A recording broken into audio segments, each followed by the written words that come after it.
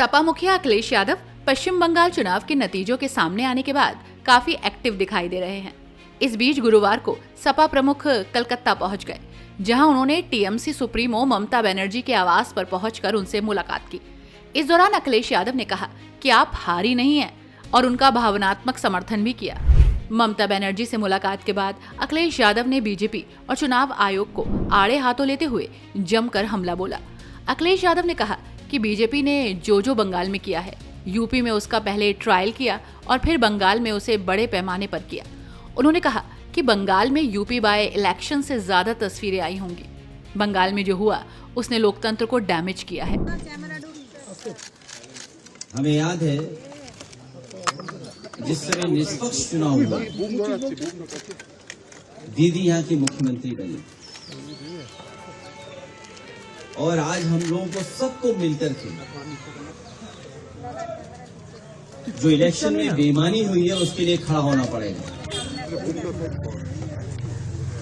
ईमानदारी से इलेक्शन जब हुआ, इलेक्शन कमीशन ने जब इलेक्शन कराया तो वो जीती। और इस बार जो मल्टी लेयर माफियागिरी हुई है इलेक्शन में, कोई कभी सोच नहीं सकता था कि इस तरह की बेईमानी Bharatiya Janata party, election commission, उनके संगी साथी, खुफिया लोग, अंडरग्राउंड लोग मिलकर के इस तरह का चुनाव करेंगे।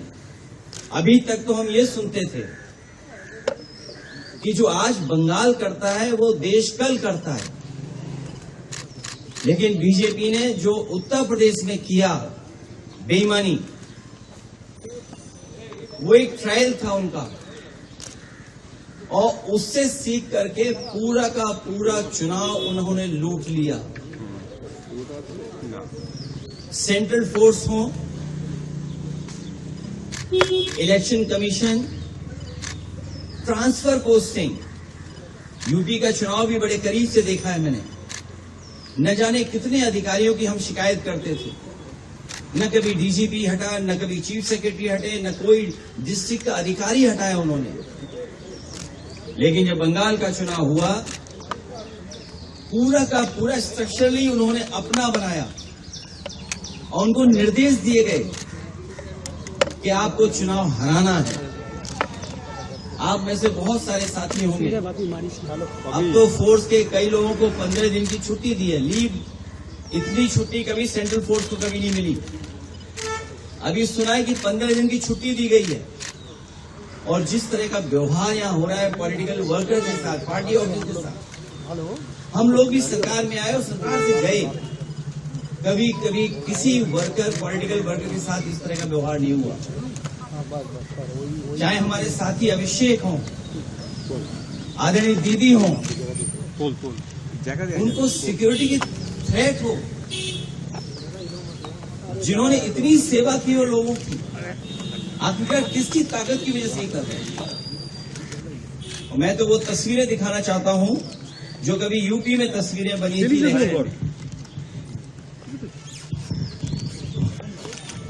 ये शायद तस्वीर आपने सबने देखी होगी, ये तस्वीर तो देखी होगी आपने। इससे ज्यादा भयानक काम यहां हुआ है। अगर बुलेट्स के डरा करके वोट डाला जाएगा तो कौन जीतेगा? आप बुलेट से डरा रहे हैं वोट के लिए, और इलेक्शन कमीशन निष्पक्ष नहीं है, बीजेपी के सहारे पे काम कर रहा है। जब बाई इलेक्शन उत्तर प्रदेश का हुआ था, मैं लोकसभा में अपने सभी मेंबर्स को लेकर के, कफन लेकर के गए थे हमारे सांसद, और इसलिए लेके गए थे कि स्पीकर को दे दें जिससे कि इलेक्शन कमीशन तक ये चला जाए, क्योंकि हम लोगों ने कहा कि इलेक्शन कमीशन ही मर गया है। और ये बात हम यूं ही नहीं कहते थे, ये तो पहली तस्वीर है।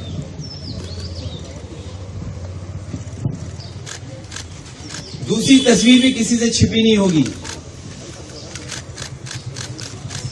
ये दूसरी तस्वीर भी नहीं छिपी होगी किसी से। और फिर जो वोट डालने का तरीका है, मैं केवल एक कॉन्स्टिट्यूएंसी का उदाहरण दे रहा हूं। किस तरीके से फोर्स से वोट डलवाया। मैं 2012, 2017, 2022 समाजवादी पार्टी 37%, 2017 42%, 2022 46%। कभी समाजवादी पार्टी चुनाव नहीं हारी। और बीजेपी 29%, 37%, 30%। और जब सेंट्रल फोर्स और फोर्स के साथ जब उन्होंने चुनाव डलवाया, अंदर किसी भी एजेंट को नहीं रुकने दिया। बंगाल में भी यही किया कि जो पॉलिटिकल पार्टी के पोलिंग स्टेशन के अंदर जो एजेंट्स होते हैं, उनको धमकाया, डराया और न जाने क्या क्या तरीका अपनाया होगा। यहां देखिए आप, जब डराया, धमकाया और पुलिस का साथ लिया तो कितना 77% पहुंच गया वोट बीजेपी का। 77%। ये वो डेटा मैं दिखा रहा हूं जो इलेक्शन कमीशन के पास भी अवेलेबल होगा। ये तो पूरे इलेक्शन की प्रक्रिया ही बदल दी इन्होंने।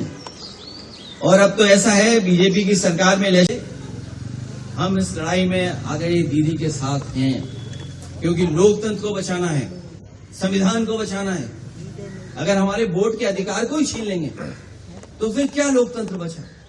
इतनी डेमोक्रेसी को किसी ने डिस्ट्रॉय नहीं किया हुआ जितना भारतीय जनता पार्टी ने किया। और भारतीय जनता पार्टी पावर के लिए, अपनी ताकत के लिए किसी भी सीमा तक जा सकती है। कोई भी कानून, नियम तोड़ सकते हैं।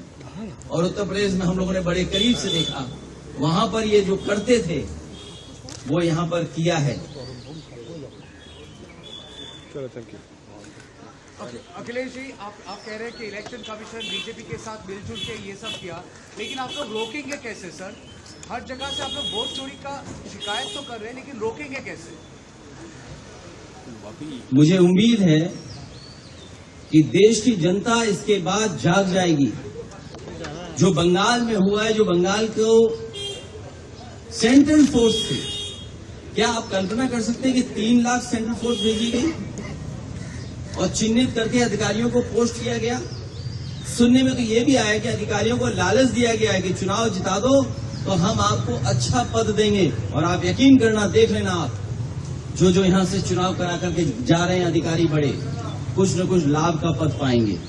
हम लोगों को उम्मीद है कि हम लोगों को जनता के बीच में जाकर के जगाना पड़ेगा। तो बंगाल चुनाव के नतीजों के सामने आने के बाद इंडिया गठबंधन एकजुट हो गया है और ममता बनर्जी के संपर्क में बना हुआ है। वहीं विपक्ष चुनाव के नतीजों को लेकर वोट चोरी का आरोप लगाते हुए भाजपा और चुनाव आयोग पर लगातार हमलावर दिखाई दे रहा है।